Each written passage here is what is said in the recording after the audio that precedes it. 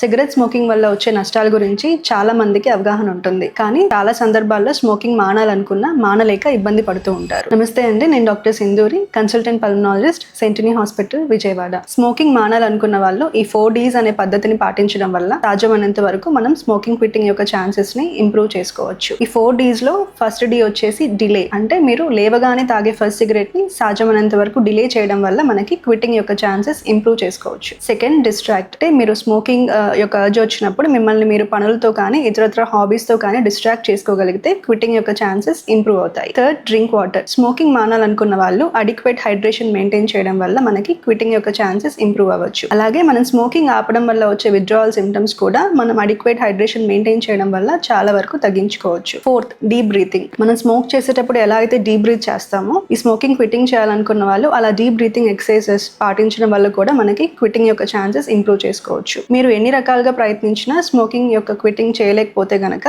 తప్పనిసరిగా డాక్టర్ని కలిసి తగిన హెల్ప్ తీసుకోవాల్సి ఉంటుంది.